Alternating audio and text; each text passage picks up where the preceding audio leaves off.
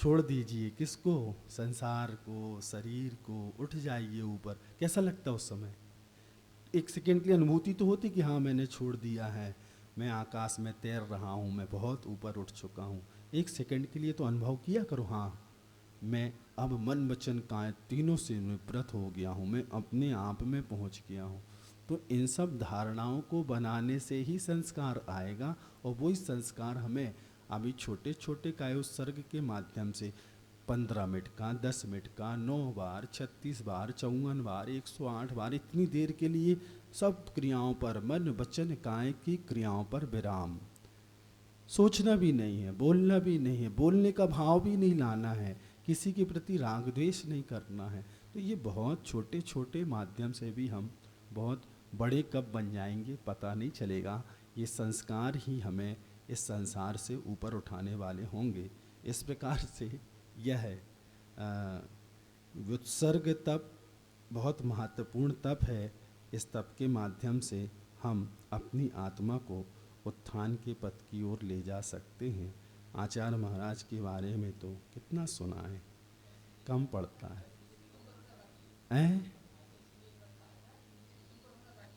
हाँ हमने बताया, वो भी बोला था एक दिन प्रतिभा एक प्रवचन में, सन 2019 नवंबर चातुर्मास में एक दिन प्रवचन के दरमियान उन्होंने एक वाक्य का प्रयोग किया कि अभी मैं दिगंबर हुआ ही कहाँ हूँ। तो एक सेकंड के लिए सोचने में पड़ गया, यार इतने बड़े संत दिगंबर सरोवर के राजहंस कह रहे हैं। तो अगला वाक्य आया उनका, अभी मैंने ये शरीर रूपी आवरण ओढ़ रखा है। अर्थात कितनी ललक थी उनको सिद्धत्व को, आत्मतत्व को प्राप्त करने की। ऐसी ललक हमारे अंदर कब आएगी? ये हमारे अंदर की ललक है, उत्साह है, उमंग है अपने लक्ष्य को प्राप्त करने की, कि दिगंबर होने के बाद भी आप तो कपड़ा ओढ़ने के बाद भी शरीर में ही डूबे रहते हो, शरीर बुद्धि लेके चल रहे हो। वो इतने वर्षों की साधना के बाद 50 वर्ष बाद भी कह रहे अभी मैं दिगंबर हुआ ही कहाँ हूँ।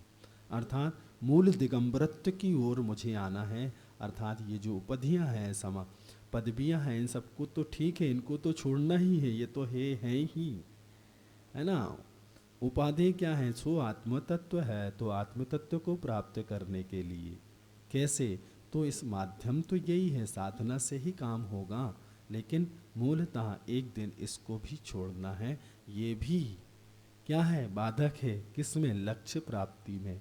ये लक्ष्य प्राप्ति का बाधक तत्व टट्टू, गुरु जी ज्ञान सागर जी का टट्टू है ये, है ना।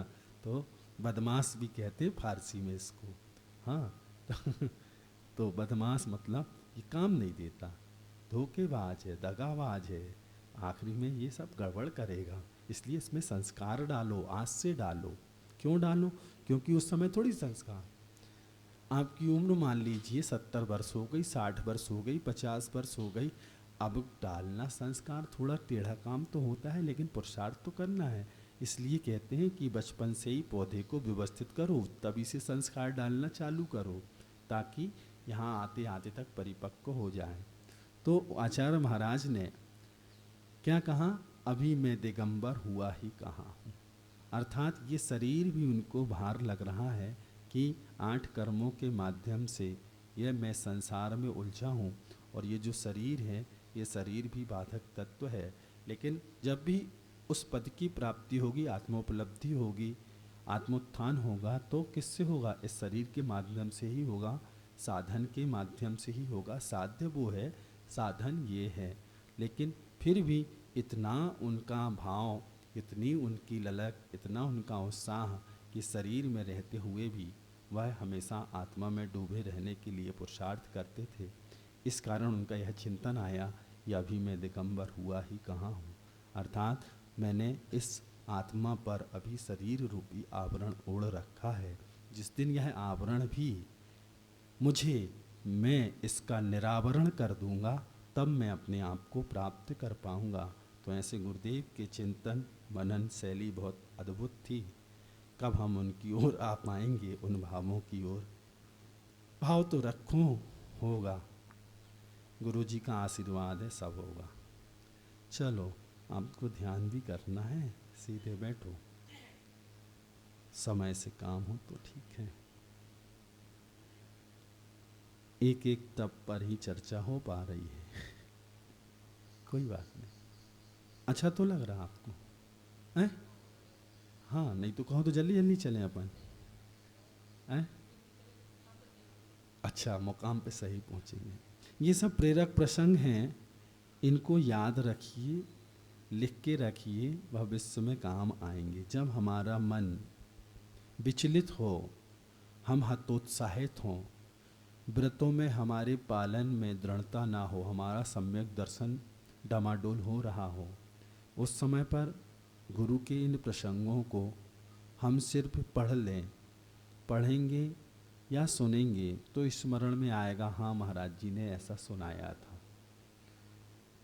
तो हाँ, लेकिन अब हमेशा तो सुना नहीं सकते हम।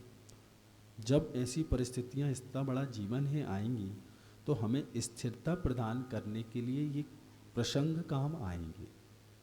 जैसे पौराणिक ग्रंथों के प्रसंग काम आते हैं, ऐसे ही गुरुदेव के जीवन के हमारे सामने साक्षात घटित ये प्रसंग बहुत काम आएंगे।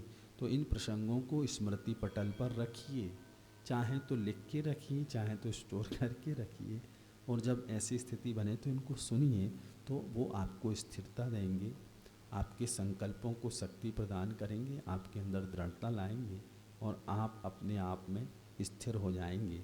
तो ये प्रसंग बहुत ही मार्मिक और महत्वपूर्ण है। धन्य है ऐसे गुरुदेव, और धन्य है उनकी शिष्य मंडली जो समय समय पर उनके इन घटनाक्रम को संग्रहित करती रही और हमारे और आपके लिए उन्होंने प्रस्तुत की।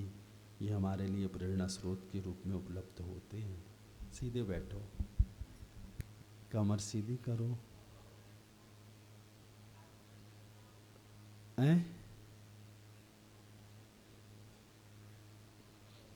देखो, हमें छेड़ा नहीं करो।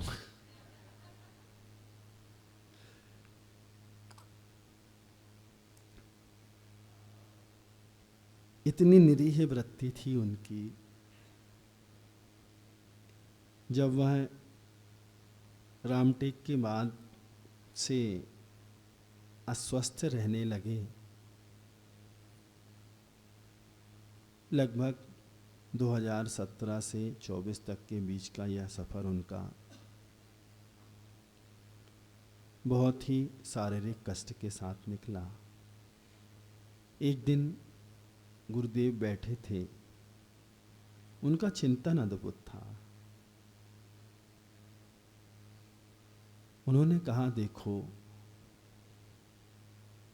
मैं जीवन भर से आराधना कर रहा हूँ, साधना कर रहा हूँ, और यह मनुष्य जीवन और मनुष्य जीवन में मुनि पद के साथ साधना बहुत ही दुर्लभ है। दुर्लभ नहीं, अति दुर्लभ, महादुर्लभ है। और हम सबको यह महान पद मिल गया है गुरुओं की कृपा से। हमारा कोई पूर्वोपार्जित पुण्य उदय में आया और हम लोग सब इस महान पथ के राही बने हैं। लेकिन अब ऐसा लग रहा है कि धीरे धीरे मैं असंयम की ओर बढ़ रहा हूँ। ये शब्द थे उनके, धीरे धीरे मैं असंयम की ओर बढ़ रहा हूँ।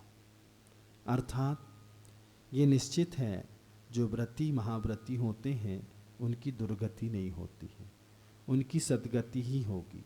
सम्यक दर्शन के साथ समाधि पूर्वक मरण करेगा, व्रती है, साधक है, तो निश्चित स्वर्ग जाएगा। और स्वर्गों में संयम की गंध नहीं है, स्वर्गों में संयम की गंध नहीं है, ऐसा गुरुजी बार बार कहते थे।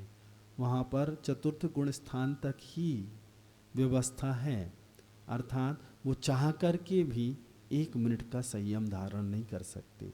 इसलिए मनुष्य की पर्याय दुर्लभ है, और मनुष्य की पर्याय में संयम की आराधना, संयम की साधना उससे भी ज़्यादा दुर्लभ है। तो संयमी कहाँ जाएगा? तो स्वर्ग में जाएगा। ऐसी हमारी भावना है कि गुरुदेव महान पदों पर हों, ऐसे पदों पर हों, ऐसे स्थान पर हों, उनकी जो साधना थी, आराधना थी, निश्चित वह ऐसे स्थान पर होंगे जहाँ पर उनका अब सिर्फ एक भाव ही शेष होगा। वहाँ की उस उम्र को, आयु को व्यतीत करने के बाद जब यहाँ आएंगे, पुनः मुनि बन के मुक्ति को वर्ण करेंगे, ऐसा हम लोगों का भाव है।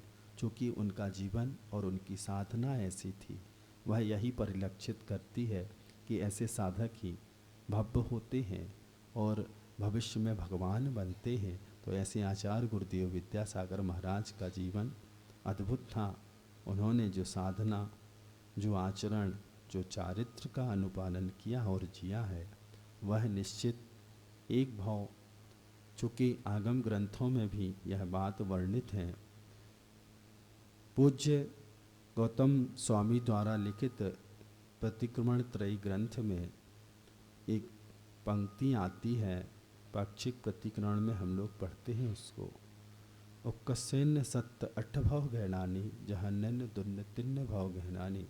जो ऐसी भव्य आत्माएं होती हैं, मुनि पद की आराधना करते हुए संयम पूर्वक समाधि मरण करती हैं, और संयम पूर्वक समाधि मरण करके उनके जीवन का जो सार है वह इसी रूप में प्रस्तुत होता है आगम ग्रंथों के अनुसार, कि अधिक से अधिक वह भव्य आत्मा, यदि उसका निरतिचार पूर्वक उसने व्रतों का पालन किया और समाधि संलेखना मरण किया, तो अधिकतम 7-8 भाव और जघन्य से 2-3 भाव में मुक्त हो जाती है। यह उस पंक्ति का आशय है। तो ऐसी भव्य आत्मा निश्चित ऐसे स्थान पर है और उस स्थान से आकर के यहाँ मुनिवर के मुक्ति को प्राप्त करेगी। चलिए सीधे बैठ जाइए, गर्दन सीधी कर लीजिए, कमर सीधी कर लीजिए, अरहंत मुद्रा लगा लीजिए। मस्तिष्क के माध्यम से संपूर्ण शरीर के अवयवों को संदेश दीजिए। कहीं कोई अकड़न नहीं, जकड़न नहीं, दबाव नहीं, रिलैक्स।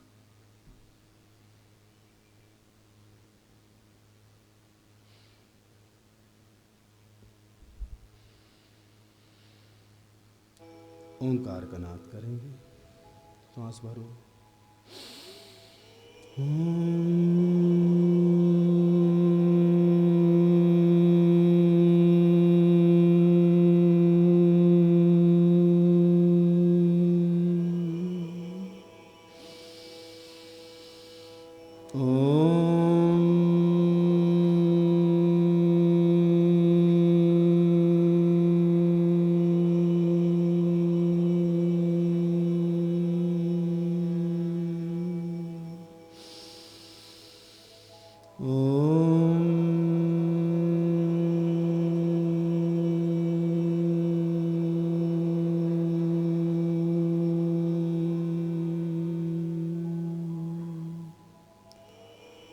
शांति चित्त होके ओंकार की ध्वनि का अनुभवन कीजिए।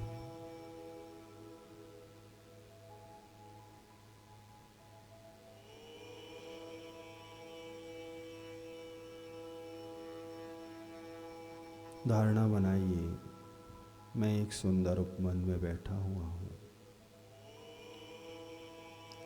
चारों ओर सघन वृक्ष हैं।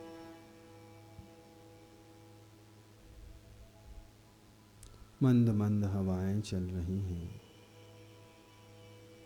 पक्षियों का कलरव चहचहाट है। शांत वातावरण है। प्राकृतिक सौंदर्य के बीच में मैं हूँ। बाजू में पहाड़ी से कलकल करता हुआ झरना बह रहा है। मैं एक विशाल वृक्ष के नीचे शिलातल पर पद्मासन मुद्रा में बैठा हूँ।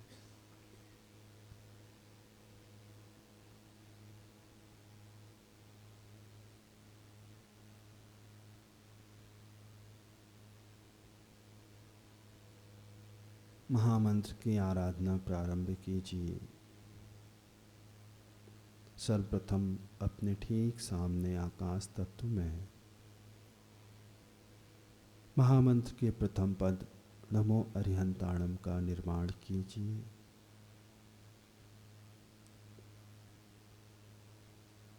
श्वेत धवल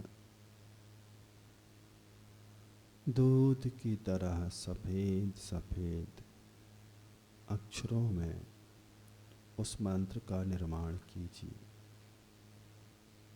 ड़ मो आ री हन ता दम।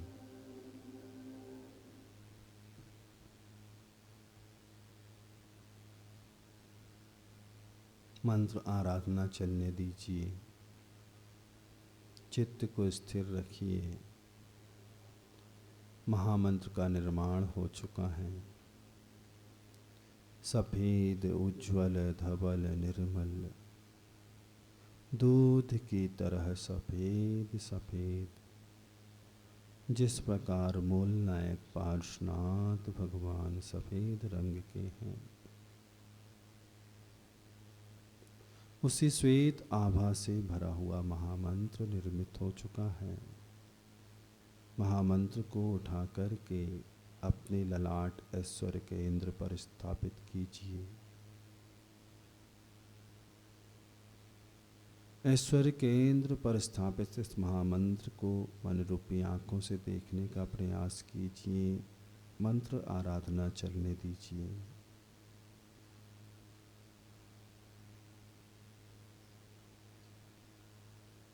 पक्षियों में हंस सफेद होता है, पशुओं में गाय खरगोश आदि आदि सफेद होते हैं। दूध सफेद सफेद है। भेड़ा घाट का गिरता हुआ झरना दूध की तरह सफेद सफेद है। उसी सफेद रंग की आभा में इस महामंत्र को की आराधना चलने दीजिए।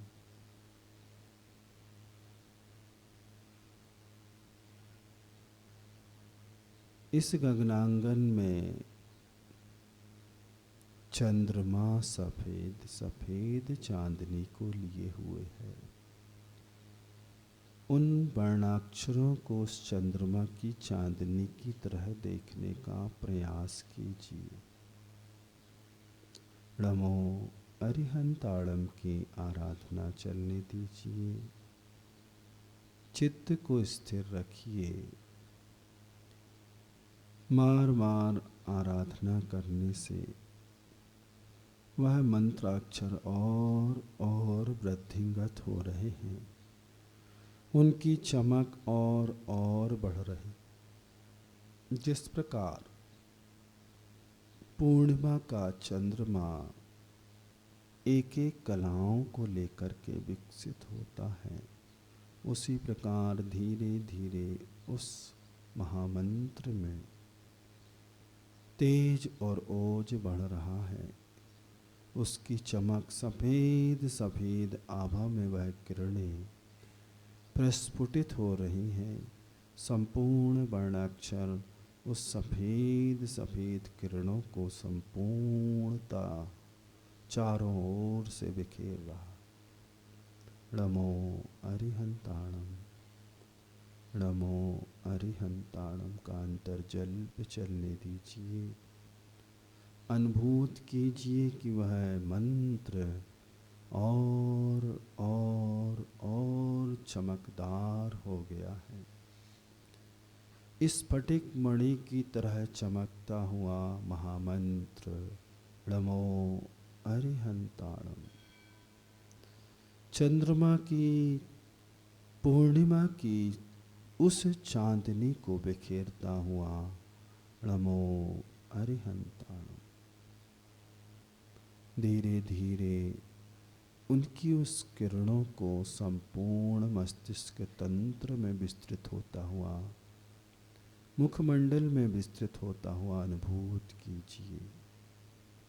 संपूर्ण मुखमंडल, मस्तिष्क तंत्र, ग्रीवा तंत्र सफेद सफेद श्वेत आभा से भर चुका है, दूध की तरह सफेद सफेद। नमो अरिहंताणम। उधर ब्रह्मांड की समस्त सकारात्मक ऊर्जा घनीभूत होकर के मेरे मस्तिष्क तंत्र पर बरस रही है। मेरा संपूर्ण बाह्य शरीर उस दिव्य ऊर्जा से स्नानित हो रहा है। इधर अंतरंग में वह ऊर्जा विस्तार को प्राप्त हो रही है। संपूर्ण शरीर के एक एक अंग में उस ऊर्जा को विस्तृत होते हुए, प्रवाहित होते हुए अनुभूत कीजिए। एक एक अंग का स्मरण कीजिए, क्रम क्रम से कीजिए। उस ऊर्जा का प्रवाह उस रंग में देखने का प्रयास कीजिए। नमो अरिहंताणम। नमो अरिहंताणम।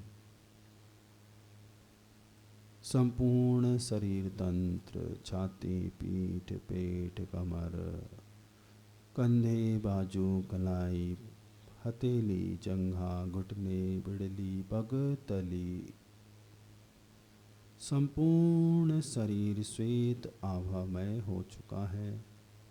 एक बार स्क्रीन देखकर धारणा बना सकते हैं। जिस प्रकार चित्र आपके सामने है, इसी प्रकार इस मैं हो गया हूँ, श्वेत आभामय। नमो अरिहंताणम। नमो अरिहंताणम। अनुभूत कीजिए, महसूस कीजिए, मैं सकारात्मक ऊर्जा का पिंड हूँ। मैं श्वेत आभामय आत्म तत्व हूँ।